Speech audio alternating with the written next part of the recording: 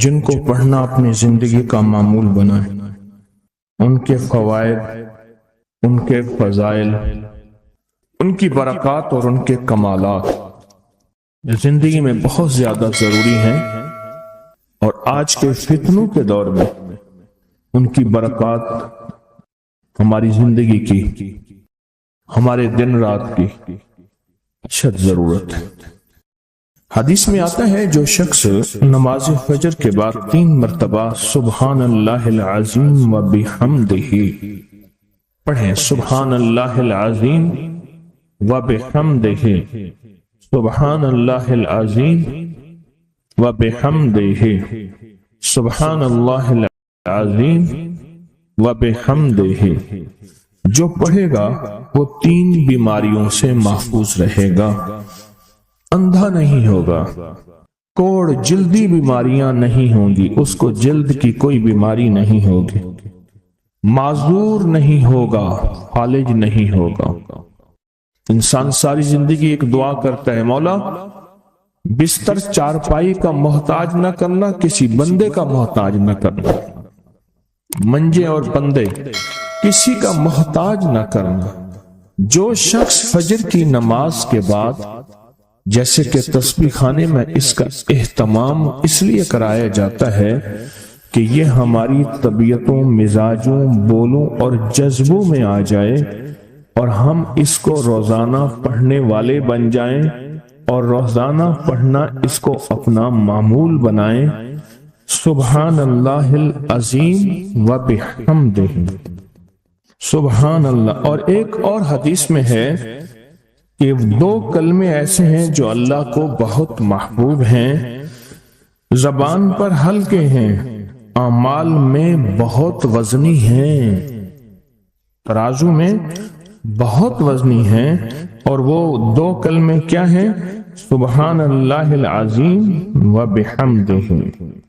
اور آقا کا فرمان ہے، جس نے کہا سبحان اللہ العظیم و بحمدہ، اس کے لیے جنت میں کھجور کا ایک درخت لگ گیا، اور جس کے لیے لگا تو پھر وہاں جائے گا، کھائے گا۔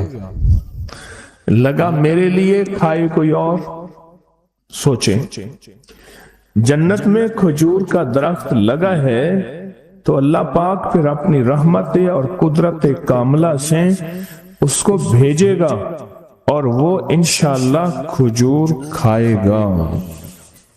یہ دعا اس لیے پڑھتے ہیں، ایک تو بیماریوں سے حفاظت، اندھے پن سے حفاظت، معذوری سے حفاظت، جلدی بیماریوں سے حفاظت۔ ایک تو اس لیے پڑھتے ہیں، اور ایک اس لیے پڑھتے ہیں کہ اس کے ایک دفعہ پڑھنے سے جنت میں اللہ کھجور کا ایک درخت لگا دیتا ہے۔ اور سنیں، رسول اللہ صلی اللہ تعالی علیہ وسلم نے فرمایا، جو شخص بھی سبحان اللہ العظیم و بحمدہ ایک دن میں 100 مرتبہ پڑھتا ہے تو اللہ اس کے گناہ مٹا دیتے ہیں، چاہے گناہ سمندر کی جھاگ کے برابر کیوں نہ ہو۔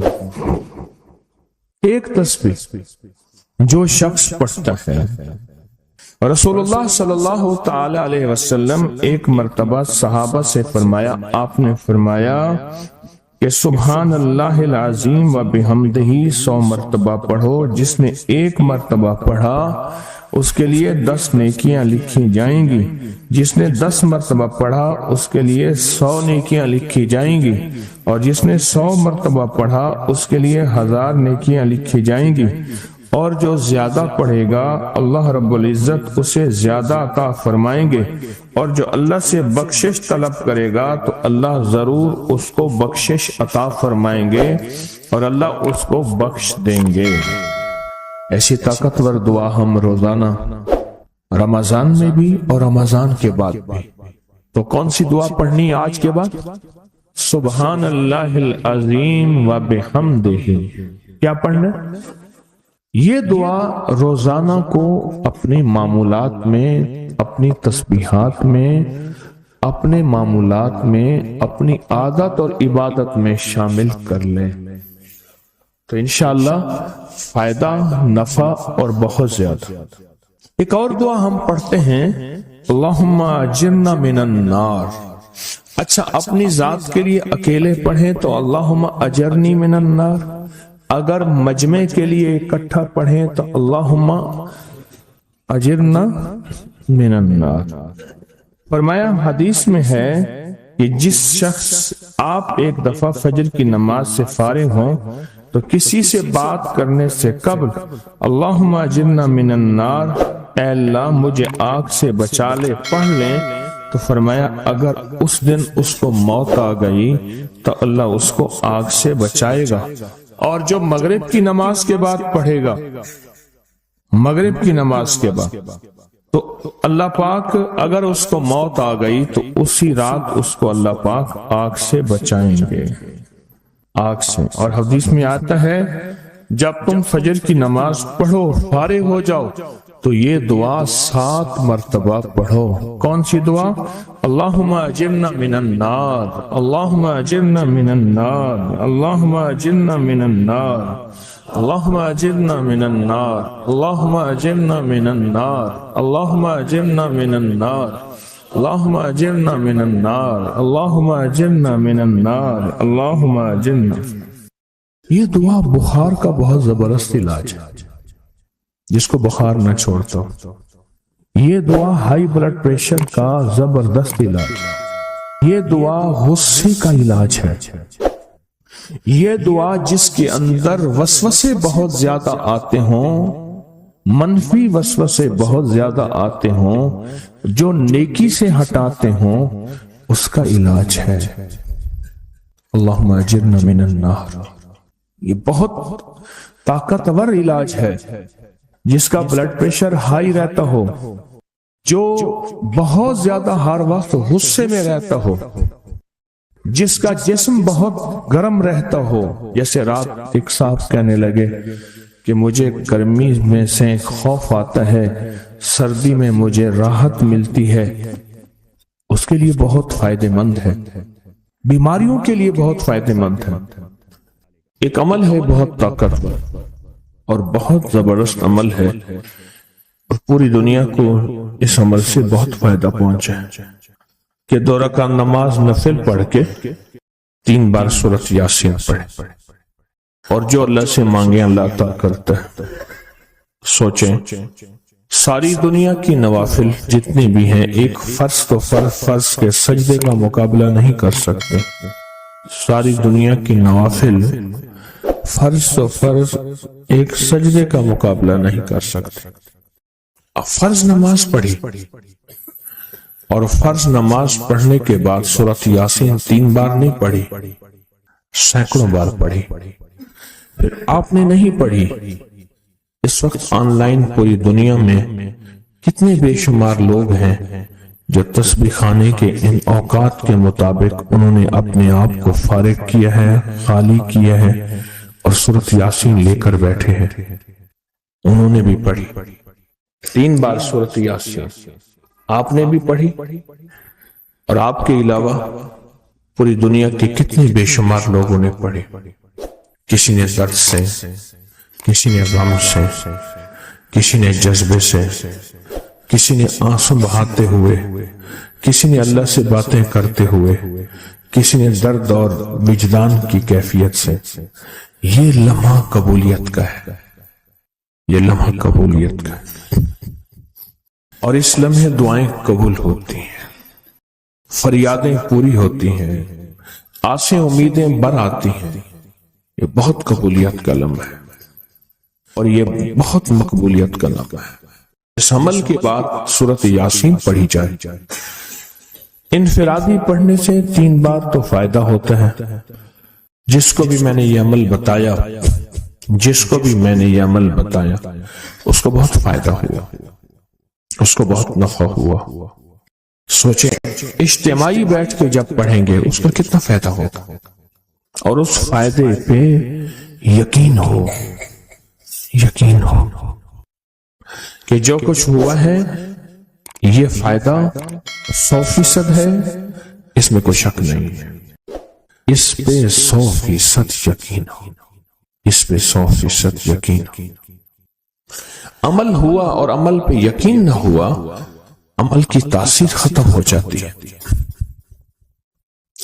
عمل ہوا اور عمل کے اوپر اعتماد نہ ہوا، عمل کا فائدہ ہواؤں میں تحلیل ہو جاتا ہے.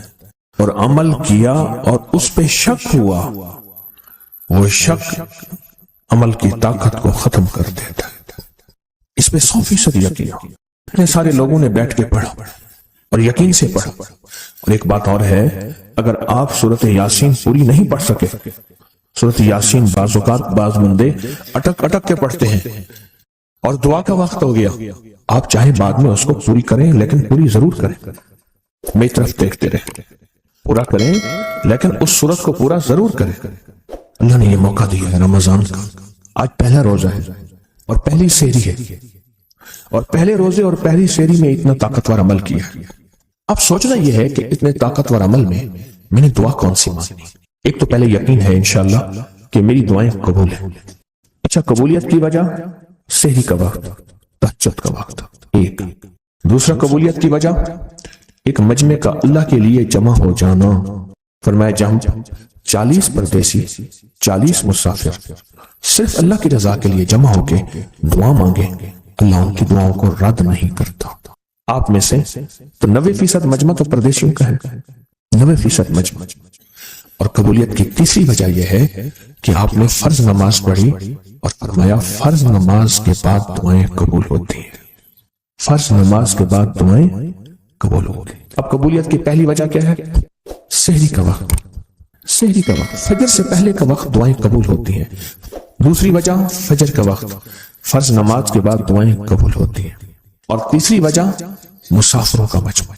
اور چوتھی وجہ رمضان کے اللہ جل شانہ نے فرشتوں کو حکم فرمایا، فرشتوں ساری عبادات چھوڑ دو اور میرے روزے داروں کی دعاؤں پہ آمین کہو. ساری عبادات چھوڑ دو اور میرے روزے داروں کی دعاؤں پہ آمین کہو. ایک چوتھی وجہ ہو گئی کہ فرشتوں نے آپ کی دعاؤں پہ آمین کہا. اور پانچویں وجہ مل کے سورۃ یاسین پڑھنا. مل کے سورۃ یاسین، فرمایا سورۃ یاسین ہر تنگی سے نکالتی ہے، ہر مشکل سے نکالتی ہے، ہر ناکامی کا علاج ہے، ہر پریشانی کا علاج ہے اور ہر ناممکن کا علاج ہے. اور فرمایا سورۃ یاسین مردوں کو بھی نفع دیتی ہے اور زندوں کو بھی نفع دیتی ہے. سورۃ یاسین جو نزع کی سکرات کی حالت میں ہو اس کو بھی نفع دیتی ہے، اور سورۃ یاسین اس بندے کی جو کسی تکلیف کی نزع میں، قرضے کی نزع میں اور بیماری کی سکرات میں ہو اس کو بھی نفع دیتی ہے. قبولیت کے اوقات، قبولیت کے لمحات، اور اس میں بیٹھ کے اللہ سے مانگنا. اب مانگنا کیا ہے؟ یہ تو یقین ہو گیا کہ انشاءاللہ ہماری آج کی یہ محفل، آج کا یہ بیٹھنا، آج کا یہ پڑھنا اور آج کا اللہ کی بارگاہ میں یہ حاضری دینا 100% انشاءاللہ قبول ہے. کوئی شک تو نہیں؟ کیوں اللہ والے میری طرف دیکھیں، سونے کی حالت یہ ختم کریں. یقین کامل ہے پھر مانگیں کیا؟ سوچنا. جب سخاوت کی سخی کی سخاوت موجوں پہ ہو، عروج پہ ہو، پھر مانگیں کیا؟ یہ سب سے اہم چیز ہے. تو وہ چیز مانگیں جو اللہ کے خزانے میں سب سے قیمتی ہے، وہ ہے ایمان. سب سے قیمتی، اور وہ سب کو نہیں دیتا. مال سب کو دیتا ہے، اپنے نہ ماننے والوں کو بھی اور اپنے ماننے والوں کو بھی، اپنے دوستوں کو بھی، بلکہ اپنے دشمنوں کو زیادہ دیتا ہے. زیادہ دیتا ہے مال، اپنے دشمنوں کو زیادہ دیتا ہے اور بعض اوقات اپنے دوستوں کو بھی زیادہ دیتا ہے. جیسے انبیاء میں سے حضرت سلیمان، حضرت داؤد، حضرت یوسف علیہ السلام، جیسے صحابہ میں حضرت عثمان غنی، عبد الرحمن بن عوف اور بے شمار صحابہ. اولیاء میں سے حضرت پیران پیر شیخ عبد القادر جیلانی اور بڑی بڑی ہستیاں. اللہ اس لیے دیتا ہے کہ یہ مومن یہ نہ سمجھے. تو سب سے پہلی چیز جو اللہ سے مانگنی ہے وہ ایمان مانگنا ہے. ساری دنیا مل گئی، سارا مال مل گیا، ساری حکومتیں اور ساری چیزیں ملی، ایمان نہ ملا تو ہم گھاٹے میں رہ گئے. ہمارا سودا گھاٹے کا سودا تھا. ایمان نہ ملا. اللہ سے سب سے پہلے ایمان مانگنا. جو بندہ ساری عمر جو چیز مانگتا ہے، غور سے دیکھنا، غور سے سمجھنا، ساری عمر جو چیز مانگتا ہے، جو بندہ ساری عمر جو چیز مانگتا ہے، ساری عمر جو چیز مانگتا ہے، جو بندہ ساری عمر جو چیز مانگتا ہے، اگر نہ ملی، اللہ سچی طلب کی بنیاد پہ آخری وقت میں وہ چیز عطا فرماتے ہیں۔ حضور سرور کونین صلی اللہ تعالی علیہ وسلم کا فرمان ہے، انس بن مالک کی روایت ہے کہ لوگوں سنتے ہو جو شخص کسی چیز کے سے متعجب ہو کر، سنیں غور سے سنیں، انہوں نے فرمایا لوگوں سنتے ہو جو کسی شے سے متعجب ہو کر لا الہ الا اللہ کہتا ہے، اللہ ہر حرف کے مقابلے میں ایک ایک درخت پیدا کر دیتے ہیں جس کے اتنے پتے ہوتے ہیں جتنی دنیا میں دن، اور ہر پتا اس کی قیامت تک کے لیے اس کے لیے مغفرت کرتا ہے اور تسبیح پڑھتا ہے۔ متعجب ہوا، ہاں لا الہ الا اللہ، اچھا فلاں جیت گیا، واہ لا الہ الا اللہ، فلاں ہار گیا، اچھا فلاں بندے کے ساتھ یہ ہوا، فلاں واقعہ یہ ہوا، متعجب ہو کے کیا پڑھا؟ لا الہ الا اللہ، بس اتنا سا لفظ پڑھا، اور اتنے سے لفظ پڑھنے پہ اب وعدے سوچیں، کیا وعدے ہیں؟ میں کہ اللہ ہر حرف کے بدلے میں، اب لا الہ الا اللہ، اب اس کے جتنے حرف ہیں آپ گن لیں، ہر حرف کے بدلے میں اللہ کیا کرتا ہے؟ ایک درخت پیدا کرتا ہے، اور اس کے پتے کتنے ہیں؟ معلوم ہوا کہ درخت کتنا بڑا ہے، بڑا ہوگا تو اتنے پتے ہوں گے، جتنے پتے جتنے دنیا میں دن، جب سے یہ دنیا بنی ہے کتنے دن ہوں گے؟ سال میں 365 دن ہے، دنیا بنے کو کتنے لاکھ سال کہتے ہیں؟ کوئی 5 کہتا ہے لاکھ سال، کوئی 6 سال کہتا ہے، کوئی لاکھ، پتہ نہیں کتنے لاکھ اندازے ہیں، اتنے دن ہیں، خربوں سے خربوں نیکیاں، خربوں سے خربوں نیکیاں، اسی وقت بیٹھ کے یوں سمولی ایک منٹ میں جتنے دنیا میں دن ہیں، اور پھر وہ درخت آگے سنیں، وہ درخت اس کے لیے قیامت تک مغفرت چاہتا ہے، اور وہ تسبیح پڑھتا ہے، اور اس تسبیح کا سارا ثواب اسی کو جاتا ہے۔ ایک بابا جی تھے، ان کی قوم عالمان قوم ہے، عالمان کہتے تھے، نام یاد نہیں، میں نے بابا جی سے پوچھا، میں کہا بابا جی کاروبار آ کے جھانبا، یہ ایک مخصوص لفظ ہے ان کا، میں نے کہا آپ کیا کاروبار کرتے ہیں؟ آ کے جھانبا مارتا ہوں۔ جھانبا اصل میں کہتے ہیں درخت کا ایک بہت بڑا لڑا اور شاخ ہو، اس کو جب گھسیٹیں گے تو اس کے ساتھ پتے، چیزیں، شاخیں، تنکے، بہت سی چیزیں اکٹھی ہو کے، سمجھ گئے نا، اس کے ساتھ آتی ہیں، اس کو آپ گھسیٹتے جائیں، جو کچھ دھاگا پڑا ہے، رسی پڑی ہے، شاپر پڑا ہے، لفافہ پڑا ہے، اسی کے ساتھ سمیٹتے آئیں گے، تو وہ بہت سی چیزیں ساتھ لے آتا ہے۔ میں نے اس سے پوچھا کاروبار کیا ہے؟ کہہ رہا ہے بس میں جھانبا بنے نا، ساتھ والوں نے بات، وہ جھانبا کیا تھا؟ وہ 3 چیزیں بیچتا تھا، بازار کے ایک کونے سے دوسرے کونے تک۔ دانتن نہیں ہوتا یہ خواتین، اس کے گلے میں ہوتا تھا، ساتھ ایک کٹر ہوتا تھا، ایک وہ بیچتا تھا، دوسرا عطر ہوتا تھا جس کو بارے کہتا کپڑا پھٹ ونجے خوشبو نہ ونجے، اس کے بعد میں الفاظ تھے کپڑا پھٹ جائے خوشبو نہ جائے۔ تیسرا کچھ سرما تھا، وہ بیچتا تھا، شہر کے دروازے ایک بازار کے چلتے پھرتے ایسے، اس کو وہ جھانبا کہتا تھا۔ وہ کہتا تھا وہ تھوڑی دیر کام کرتا ہوں، روزی بن جاتی ہے، میں آتا ہوں۔ یہ ایک دفعہ جو کلمہ پڑھا، اس پہ اتنا بڑا جھانبا لگا، متعجب ہو کر، تعجب میں آ کے ایسی تعجب، اچھا لا الہ الا اللہ۔ اللہ پاک فرماتے ہیں جا تیرے ہر حرف کے بدلے، لا الہ الا اللہ کے کتنے الفاظ ہیں میں؟ 12 تقریباً کہہ رہے ہیں آپ، کوئی مجھے 100% بتائے۔ 12، اگر 12 بھی ہے تو ایک 12 پہ ہر حرف پہ کتنے درخت؟ ایک درخت، اور درخت کتنا بڑا؟ اتنا بڑا کہ اس کے پتے اتنے ہیں جتنے کائنات کے دن ہیں، عدد خلقہ ورضا نفسہ وزنۃ عرشہ ومداد کلماتہ، 12 اس کے حرف ہیں۔ تو آپ نے تو بیٹھے بیٹھے کمائی کر لی۔ یہ مومنانہ مزاج ہے، مومن چلتے چلتے اپنی آخرت کی کمائی کرتا جاتا ہے، چلتے چلتے اپنی آخرت، اپنی دنیا۔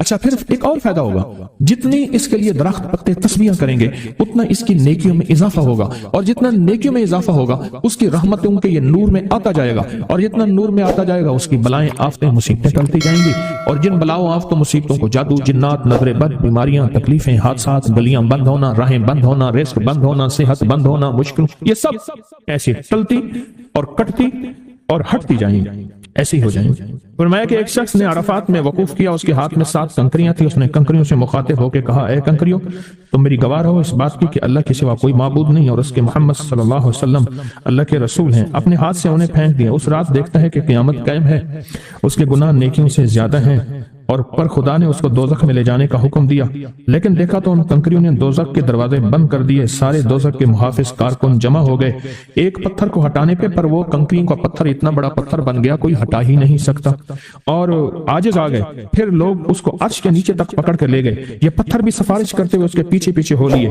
پھر آخر اللہ نے اس کو جنت میں جانے کا حکم دیا، تو پھر یہ سارے پتھر جنت کے دروازوں میں آگے جا پہنچے، اور ہر پتھر کہنے لگا اے اللہ میری طرف سے اس کو جنت میں داخل کر۔ ہر پتھر سفارشی بن گیا۔ ہے کہ جو بندہ سارا دن ذکر کرتا ہے، جو درخت ہوتا ہے وہ اس کے لیے قیامت کے دن گواہی دے گا، پہاڑ ہے وہ گواہی دے گا، پتھر ہے وہ گواہی دے گا، زمین ہے وہ گواہی دے گا، حتیٰ کہ یہاں تک فرمایا کہ وہ پہاڑ جھومتا ہے، وہ جگہ جھومتی ہے جہاں اللہ کا ذکر ہوتا ہے اور جھومتی ہے، اور دوسرے پہاڑوں دوسری جگہوں پہ فخر کرتی ہے کہ مجھ پہ وہ بندہ آیا ہے جو اللہ کو یاد کر رہا ہے۔ حتیٰ کہ جو بندہ اللہ کو یاد نہیں کرتا، چیونٹیاں اس کی منتیں کرتی ہیں، کیڑے مکوڑے سانپ مچھلو مچھلیاں اس کی منتیں کرتی ہیں اللہ کو یاد کر لے ورنہ عذاب آئے گا، عذاب میں جہاں تو رگڑا جائے گا وہاں ہم بھی رگڑے جائیں گے۔ ایک بندہ تھا، وہ لوگوں کے سامان اٹھاتا تھا، اس کے پر خچر ایک جگہ سے دوسری جگہ لے جاتا تھا، نمازی نیک آدمی تھا، غریب مزدور تھا۔ ایک دفعہ ایک لولا لنگڑا بندہ آیا اور کہنے لگا مجھے اپنے خچر پہ بٹھا کے فلاں جگہ پہنچا دے، اتنے پیسے تجھے دوں گا۔ پیسے بھی معقول تھے، اس نے خیر اس کو پکڑا، سہارے سے بٹھایا۔ چلتے چلتے نا دو راہیں آ گئے، دو راہیں، ایک راہ وہ تھی جہاں ساری دنیا جاتی تھی، ایک راہ وہ تھی جو سنسان تھی۔ وہ معذور آدمی کہنے لگا اس سنسان راستے کی طرف چل، سنسان راستہ۔ انہیں کہا میں تو ادھر سے جاتا ہوں، میرا معمول تو ادھر ہے، میں تو ادھر نہیں جاؤں گا۔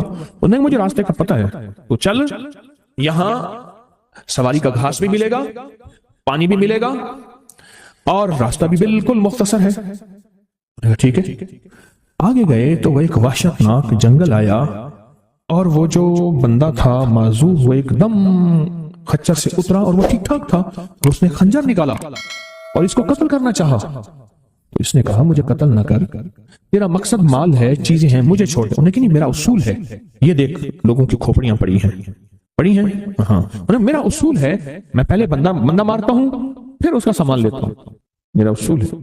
اس نے کہا کہ نہ کر منتیں کی۔ اچھا، اس نے کہا مجھے 2 نفل پڑھنے دے۔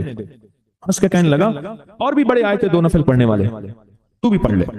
اب یہ 2 نفل کے لیے کھڑا ہوا، اوپر ظالم خنجر لے کے تقاضا کر رہا کہ جلدی کر، میں نے تمہیں قتل کرنا ہے، میرا اصول ہے۔ اسے کچھ سمجھ نہیں آ رہی، تو ایک دم اس کے اندر منہ میں زبان آئی، امن یجیب المضطر اذا دعا۔ ایک دم یہ آیت آئی، کون ہے جو بے چین دلوں کی دعاؤں کو سننے والا ہے؟ کون ہے جو بے چین دلوں کی دعاؤں پہ پہنچنے والا ہے؟ کون ہے جو بے چین دلوں کی دعاؤں کو قبول کرنے والا ہے؟ بس یہ آیت کہی، اور نفل بس پڑھ ہی رہا تھا تو وہ تقاضا کیا، اس کا خنجر بڑھنے لگا تو ایک آواز آئی، رک جاؤ۔ آسمانوں سے آواز آئی، رک جاؤ، کڑکدار خوفناک آواز تھی۔ تو یہ جو خچر سوار تھا یہ رک گیا، پھر آگے بڑھنے لگا، پھر دوسری بار آواز آئی، رک جاؤ، پھر بڑھنے لگا۔ ایک گھوڑدار آیا، ایک گھوڑ سوار آیا، اس کے ہاتھ میں ایک غرض تھا، اس نے اٹھا کے اس کو مارا، اس ظالم اور قاتل کو، وہ گرا، اور جہاں وہ گرا تو وہاں آگ کے شعلے۔ اور وہ جب جانے لگا یہ کہنے لگا اب کون ہے؟ کہا میں اس آیت کا غلام ہوں، موکل ہوں، موکلات، اس آیت کا غلام ہوں، موکل ہوں۔ جب اس نے پہلی دفعہ یعنی میں فرشتہ ہوں، پہلی دفعہ اس نے تقاضا کیا، میں 7ویں آسمان پہ تھا، میں نے وہیں سے آواز دی، رک جا۔ جب دوسری دفعہ اس نے تقاضا کیا، میں پہلے آسمان پہ تھا، میں نے وہیں تقاضا کیا، رک جا۔ بس اس کے بعد پھر میں نے آپ کے اس کو مار دیا اور اس کو ختم کر دیا۔ اب بتائیں کہ ہم فرشتوں کو اپنی مدد کے لیے کیسے بلائیں؟ تاریخ بھری ہوئی ہے انسانیت کی، تاریخ بھری ہوئی ہے کہ فرشتوں نے انسانوں کی مدد کیسے کی اور ہر پل ہماری کیسے کر رہے ہیں۔ اگر حدیث میں آتا ہے، میرے آقا کا فرمان کا مفہوم ہے، اگر اللہ فرشتوں کو تمہاری حفاظت اور مدد کے لیے نہ بھیجتا تو اتنی بلائیں ہیں، اتنی بلائیں جو زمین پہ اور زمین کے خلاؤں میں اور زمین کے نیچے موجود ہیں کہ تمہیں ٹکڑے ٹکڑے کر دیں، ریزہ ریزہ کر دیں، تہس نہس کر دیں۔ اتنی تو ہیں، اللہ فرشتوں کی حفاظت اللہ نے لگائی ہوئی ہے۔ اچھا، ڈیوٹی بھی تو پہلے موجود ہے، ایک ہے نا ان کو نئی ڈیوٹیاں دینی، ڈیوٹی تو پہلے موجود ہیں، تو کیوں نہ ان کو ایسا قرب، ایسا تعلق، ایسی ترتیب بنائیں یہ ڈیوٹی پہ تو پہلے سے موجود ہے، وہ ہماری مدد کو آ جائے۔ اللہ نے لگایا ہی ہماری مدد کو ہے فرشتوں۔ اچھا چلو ہماری مدد اور بتاؤ، ایک اور مدد پہ اللہ، اب یہ فرشتے فارغ ہونے والے ہیں تھوڑے دنوں کے بعد، اللہ کہے گا روزے دار کے لیے سارے فارغ ہو جاؤ۔ اب بتاؤ میرے روزے دار کے لیے فرشتوں سارے فارغ ہو جاؤ، کیوں؟ قیامت کی صبح سے لے کر جب تک کائنات بنی ہے قیامت تک فرشتہ کوئی رکوع میں ہے تو رکوع میں ہے، سجدے میں ہے کوئی تو سجدے میں ہے، قیام میں ہے تو کوئی قیام میں ہے، تسبیح میں ہے تو تسبیح میں ہے، کلمے میں ہے تو کلمے میں ہے، فرشتے لگے ہوئے ہیں۔ اللہ سارے فرشتوں کو فارغ کر کے کہتا ہے فرشتے فارغ ہو جاؤ۔ یا اللہ کیا کریں؟ میرے روزے دار کی دعاؤں پہ آمین کہو۔ فرشتوں کو اللہ نے فارغ کر دیا، خدمت میں تو ویسے لگے ہوئے ہیں، خدمت میں۔ آج ایک کال پہ مضمون کھلا ہے مجھ پہ، آج کی کال آئی ہے، پتہ نہیں کسی ملک سے آئی ہے، اور انہوں نے کہا کہ آپ کے درس میں میں نے سنا تھا، اور جب بھی مشکل ہوتی ہے فرشتوں کو پڑھ کے ہدیہ کرتا ہوں میرے کام ہو جاتے ہیں۔ وہاں سے میرا پھر ڈیٹا آنا شروع ہو گیا، ایک کال کی وجہ سے آج کال آئی ہے، ایک کال آئی ہے۔ فرشتوں کو تو اللہ نے ویسے فارغ کر دیا، اور ان قریب یہ روزے داروں کے لیے رمضان آ رہا ہفتے 10 دن میں، اور دیکھیں پھر فرشتے بالکل فارغ اور خوش قسمت روزے دار، اور اللہ پاک فرمائے گا فرشتے یا اللہ کیا کریں؟ اور فرشتے ان روزے داروں کی دعاؤں پہ آمین کہتے جاؤ، کہتے جاؤ، کہتے جاؤ، کہتے۔ فرشتے تو ہماری خدمت میں پہلے سے موجود ہیں، یا تو کوئی نئی کہانی ہے یا میں آپ کو کوئی نیا انداز بتا رہا ہوں، آج تک ایسا ہے نہ سنا نہ سوچا نہ دیکھا نہ پڑھا نہ پرکھا، تو وہی چیزیں ہیں جو ساری زندگی سنتے رہے، کوئی نئی چیزیں تو نہیں میں بتا رہا۔ فرق صرف اتنا ہے کہ اب ہم نے یہ سوچنا ہے کہ ہم ان فرشتوں کی مدد کیسے اپنے قریب کریں، اور کوئی مشکل اچانک آئے اور کوئی پریشانی آئے اور کوئی الجھن آئے اور فوراً ہم فرشتوں کو پکاریں، فرشتوں کو پکاریں، فوراً فرشتوں کو پکاریں، اور فرشتے جو ہیں آئیں اور ساری مسئلے سارے مشکلیں یہ بتائیں۔ فرشتوں سے طاقتور جادو ہو سکتا ہے، جنات، نظر بد، کوئی مشکل، بے روزگاری، رشتوں کی بندش، صحت، زندگی، مسائل، مشکلات، الجھنیں، ناکامیاں، بند راستے، بند گلیاں، زندگی کی بندش، کوئی بھی نہیں ہو